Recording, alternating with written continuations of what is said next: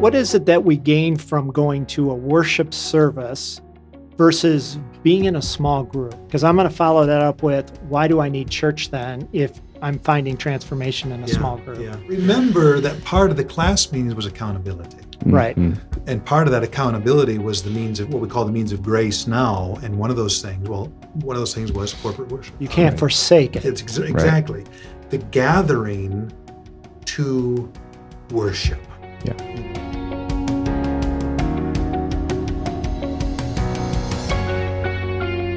Welcome, everyone, to podcast number 242, Renew Your Mind. With us today, we have Senior Pastor Paul Gruenberg. We have Pastor Jeremy Touroo. We have our family and youth director, also our praise band leader, Jordan Kettlewell. And we have a very special guest, Shane Chellis. And he comes to us, I'm going to say from Ellsworth for now. Now, back to his hometown. So I know Pastor Paul has a question right off the bat for Shane. So we've been learning about Shane, and if you didn't watch the last episode, you need to do that. But as a part of church, initially looking at the Wesleyan model of class meetings or societal meetings, do you feel that people are fleeing the wrath of God these days? And just speak a little bit to what fleeing the wrath of God means and how that then bounces into what Wesley saw as people becoming real Christians or authentic Christians. Well, the context, I think they did. I think Wesley's, there was a hellfire and brimstone dynamic, right, to that. But again, culturally and contextually, it spoke to it because kind of like today, there was a grand cultural Christianity within England. Where the routine was, you went to church and that was about it. I've done my duty. I've punched my card. I've appeased the great divine, and that's what it is, and that's what it means to be a Christian. Well, what does that sound like? And so the flee from the wrath to come was to then, no, you're not a Christian, I think is what Wesley was saying. You're not a Christian at all. Because to be a Christian is to be born from above. And to be born from above encompasses a repentance, it encompasses faith, the witness of God's Spirit, meaning I can know that I was born from above. Wesley emphasized that as well. But I think that's that's one of the things. No, you need to be born again. Then, like now, and I suppose probably through every age, you have we're not born again, right? I would probably say it differently today, right? Than the wrath, fleeing from the wrath of God. And the basis of fleeing from the wrath of God was, to me, back in that day, more readily acknowledged. Today, the atheistic movement and the nuns have maybe 25% of all. And not then, the Catholic nuns, just to clarify, right? Right. Yeah. The NONES nuns. I was going down the N. And those nuns are people who just don't believe in any kind of God. So they're just almost atheistic, but and the concept being that during the day, Wesley's day, fleeing the wrath of God was really a concern. And so Wesley provided a place for people who were concerned about their eternal future to come to. And those society meetings, those were those places where they wouldn't go to church, but they might come to a society meeting. Right. And so today then, crossing over to today, we have less people who are concerned about the wrath of God. Right. I mean, Muslims are a large segment, about a third of the culture, not maybe so much in America, but around the world. A third of the population around the world would be Christian, and then a third would be a smattering of other religions and nuns. But what today do we do to help people see their need for eternity? What is the question that's rolling around in people's minds that would push them from looking at the church on the outside saying, I'd never want to be like them, to actually submitting themselves to God? Mm-hmm. Well, I guess where I start anymore, and that's been across the board, is recognizing the longing in one's own heart. Mm-hmm. And this is where we go back to the idea of emptiness, of getting below the surface Right. of things. Because, you can ask a rich man who has everything, are you satisfied? Mm-hmm. And if he's honest, he's going to say, no, I'm not. Well, why don't you come to a group that you see, as opposed to church? Opposed to church. Right. When I teach recovery, particularly on step 3, I tell the story of years ago. I can't remember if it was 60 Minutes or one of those shows way back when. There was a interview of Harrison Ford, Mm-hmm. who's one of my favorite actors. You can't go wrong with Han Solo or Indiana Jones. But the guy's got, one of the biggest movie stars over the last 40 years, 50 Mm-hmm. years in Hollywood. He's got more money than he'd ever housed all over. He's got his own airport, which I heard a while back. He crashed his Cessna into the golf course. But anyways, but He did have. he has the success that everyone looks for, fame, money. And he was asked this question when this interview, is there, and I can't remember exactly how it was worded, but he was asked the question, is there anything in life that you've not yet accomplished that you wish you could accomplish? And his answer was, the one thing that I've not yet been able to accomplish is being able to find peace. Wow. Yeah. Okay. You tell that story with people, and again, I'm operating from a recovery context when you tell that story. Right. Right there, that resonates with people, regardless of where you're at. Whether Right. you're an addict or somebody who's a multi-million-dollar business owner that's on their third marriage, Right.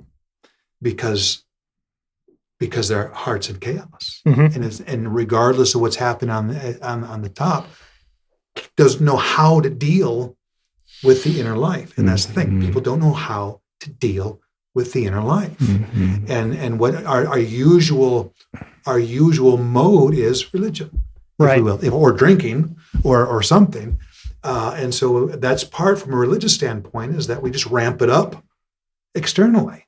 Right. We sing louder, we get, and do more. And I recognize that's somewhat of a caricature, but it's true. But that's the And so outward part. That's the outward part. And so being able to, you open these doors where it starts to, people recognize there's a longing Mhm. here, and I don't know how to deal with this. Mhm. Okay, Well, let's come. Let me give you one example here. I don't know if I shared this or not. I might have shared this in that group. I was an interim pastor at a church in Indiana the church was started in 1835 by a circuit rider with a class meeting, and I was trying to convince them. They'd come out of the UMC, and I was trying to say, hey, the GMC is the best thing going for who you are. Remember who you are. That's what I was trying to paint. I said, Methodism is in your roots. Let's rediscover what Methodism is and not think that we have to go do something different. And so I was talking with one of the leaders in that church. She was a woman, probably early mid 40s. And I started talking about their history of their congregation, that they'd been starting with class meeting. And she says, class meeting, what's that? And I started giving her a hard time. I said, you've been a Methodist all your life, and you don't know what a class meeting is, and da-da-da-da-da.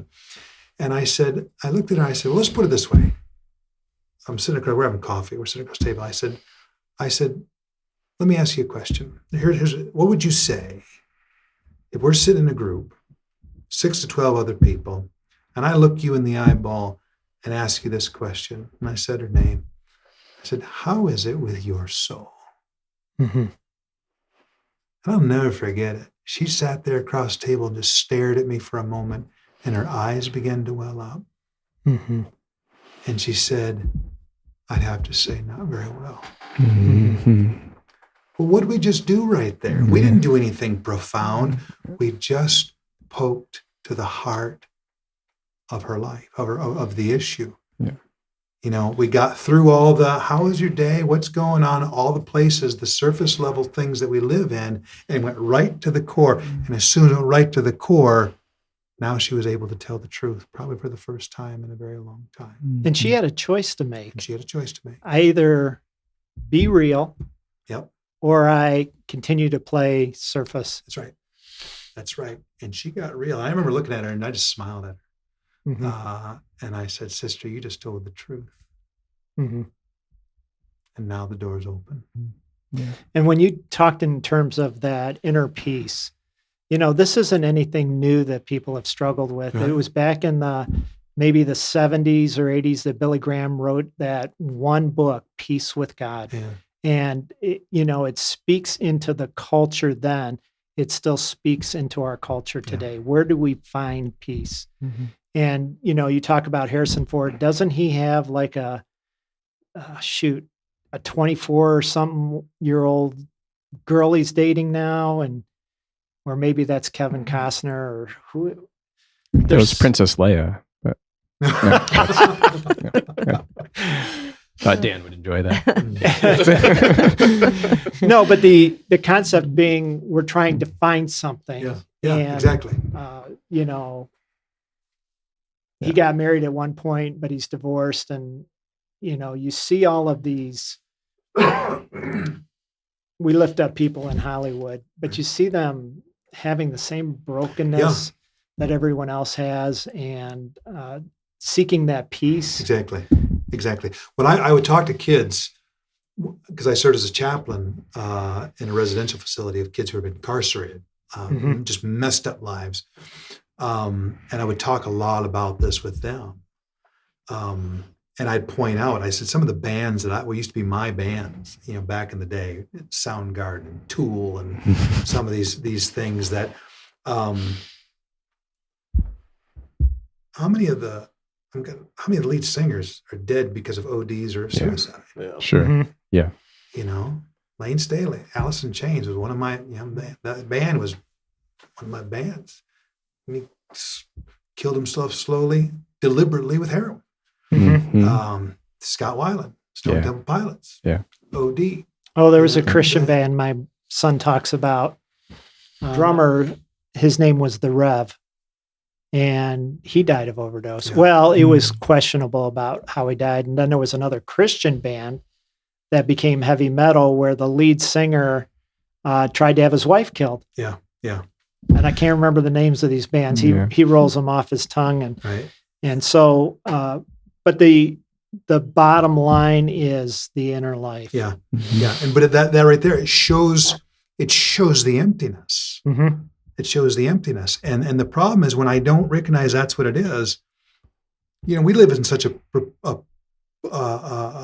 prosperous context that we can spend our entire lives chasing that carrot. And there's a semblance of hope in that. We're always striving to get somewhere. If I just get this, and if I just get this, and if I just get this. I remember, all of us have lived that way. I think of that, well, I just get to college. That's when life's going to start happening for me. Well, I just get married. And then you get married. Well, if I just get kids. Yeah. And then you get kids. Well, when I just get this, I get this new house and this new job. And how much we live on that level of from one thing to the next of if I just had this, if I just, and not realizing that's coming from someplace. St. Paul said that godliness with contentment is great gain. Regardless of the situation, I've learned to be content because it doesn't come from anywhere. Yeah. There's nothing to do with anything. I tell the story, the flip side of that thing with Harrison Ford is I tell the story of my wife and I did our internships in Kazakhstan with my mother. In that little village of Sergeyevka. That formed. It was a village, German-based village that formed when Stalin dropped a whole bunch of people off during the war. and so many died, but the ones that survived in this village, and if you've ever been to a place like that, you recognize that within the States we have no idea what poverty actually is. Mm-hmm. None. We think that being poor is only having one car and one TV, and seeing people who had absolutely nothing. I think at that point in time, if I remember right, when we were there, I think in that area, the average life expectancy of a man was like 28 years old. Again, you put rampant alcoholism with the atheistic context of what the Soviet Union was. My mother was there in the country when a young couple committed suicide by jumping out of a top floor building in Karaganda, one of the cities in Kazakhstan, with the note, no food, no money, no hope. Mm-hmm. And that's life. We chase the carrot until we get the carrot and recognize the carrot's plastic. Right. Yeah. Right.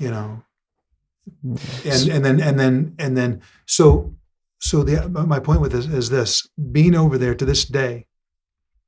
I tell people the story on the flip side of Harrison Ford. To this day, there's a little church, about 35 people when we were there.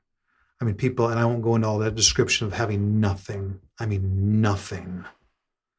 And have suffered greatly.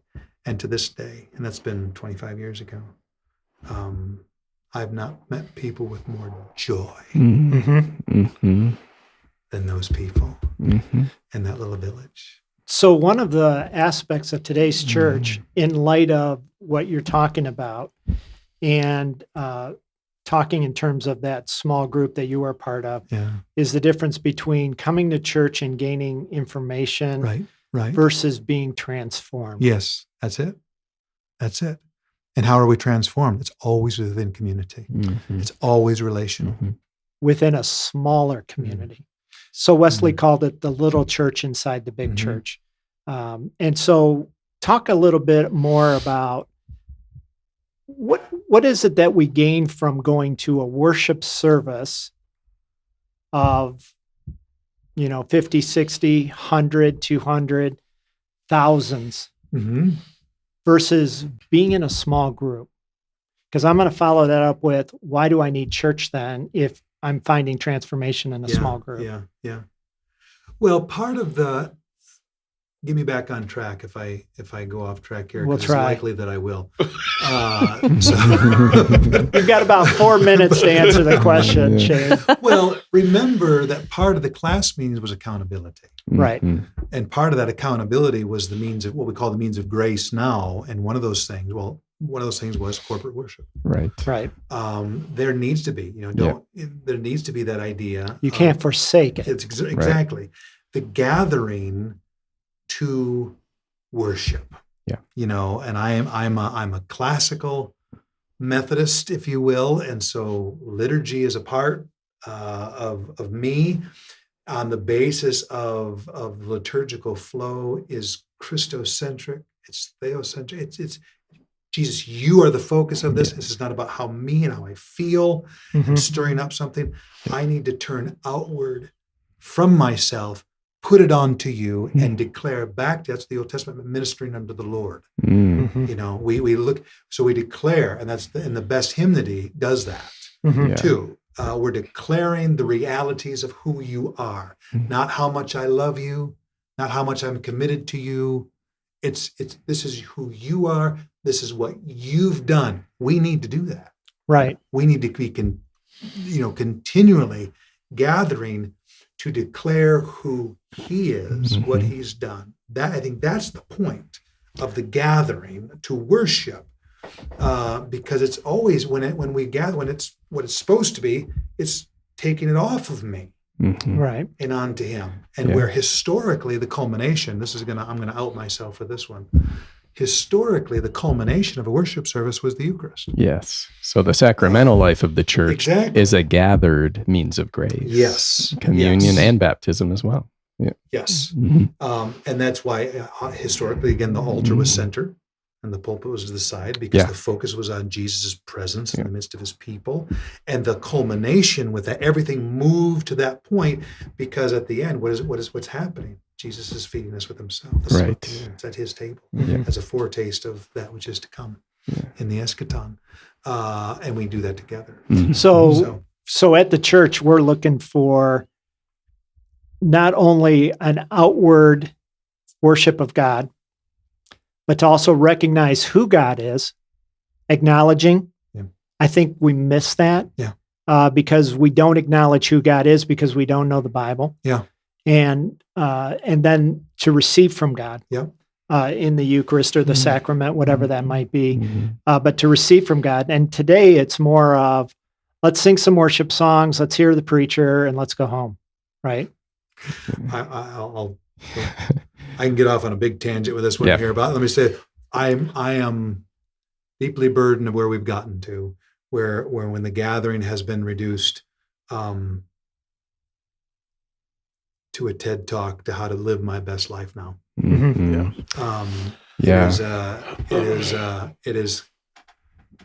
It is the fruit of a consumerization of the Christian church, where we get the best show in town. We want people to come to it, encourage, and it's about me, what I receive, right? And we build things upon it. And I think I've said this before, I'm going to repeat it, that we shop for churches like we shop for cars. Yeah. And it's all about what serves me, and it's completely antithetical to the reality of what the church is. Yeah. And the thing is, with that consumerism and attractional model, people can get that elsewhere. Yes. The church needs to provide what the world cannot offer. Yes. And there's the deeps right there. Mhm. That's that. And we're full circle back around talking about class meetings. Mhm. And then that it's place. ignorance.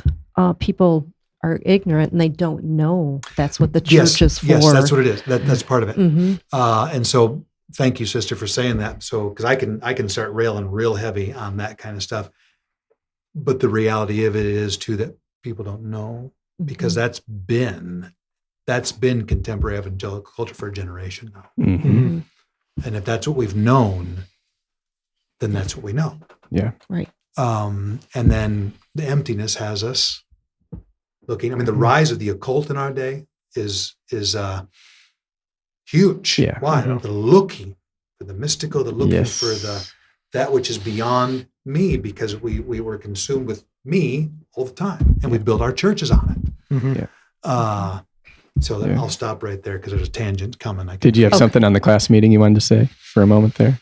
About being transformed, how the Bring- church is not doing Yeah, I mean, in general. well, when you're dealing with the class meeting, again, that place where I can speak openly about my own heart with one another and share that together. There's a Trinitarian dynamic to what's taking place. Yes, relational. In that. Mhm. That's different than the gathered Sunday morning. It's Of worship. directly Yeah. connected, but it's different. Mhm. And I think when we build upon that, to go all the way back to what made the Methodist movement what it was built on that. Yeah.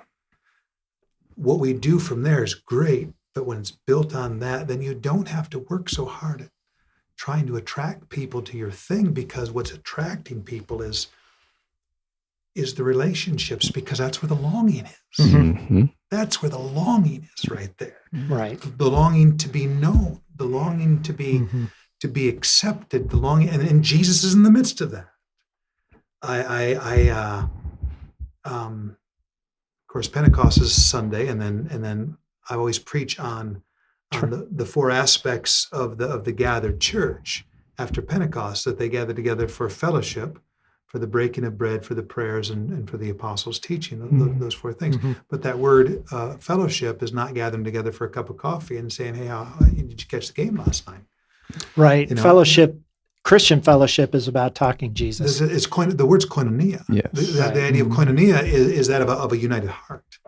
And if you combine that with what 1 John's talking about, when 1 John says that, when he's talking about fellowship, our fellowship is with The Father and with the the Son. Father. Yeah. And the idea is that if you have fellowship with the Father in Jesus, and I have, that we have fellowship with one another, Right. Yes. because our fellowship is with Him. And the idea, obviously, the Spirit is in me, and the Spirit is you, is His Spirit. So there's that creates koinonia. Mhm. And it's a fellowship and that's where life is. That's where joy is found, when you're able to share. I mean, we've all experienced that in one way or another, where you just share, you get together, you talk about Jesus, and you're praying together, no agendas, just Jesus is the subject. And you walk out of there, you know, I call an extroverted introvert. I can get all crazy and wild, and then I got to go away. You know, but you go out of those meetings where you're with people and you're talking about Jesus, and it rubs off. and you walk out and you're like, I feel alive. Yeah. Yeah. You know, I'm just like, it's like, why? Because he's in the midst of two or more. Right. And who is in the midst? Life itself is in our midst. What cracks me up is probably for most churches, after church, they go to fellowship hall for coffee and some things. And do they ever really talk about Jesus?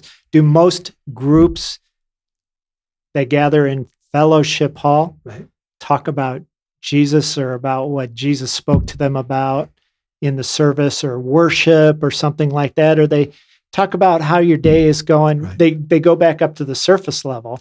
And that's why the class meetings are so important, because that provides a context. It provides a place where we can move from just the worship of God and the acknowledgement of who God is to now, how is God working in my life? How is it with your soul? So we're going to have to come back to this. Definitely. I was just thinking about fellowship hall. We'll start off the next podcast. Cinnamon rolls. Yeah, cinnamon rolls. Yeah. Thank you, everyone, for listening. Thank you, Shane, for being our guest. We come to you from the Gaylord Methodist Church. We have 2 Sunday services and one at 9 a.m. That's more of a traditional service. And then we have a contemporary service at 10:45 every second and fourth Wednesday. We have an Encountering God service, a little more question answer. We'd love to have you join us in person. If you can't, though, you can see us on Facebook or YouTube. If you have any questions, just Google us or call the office, 989-732-5380. Thanks again, everyone, for joining us.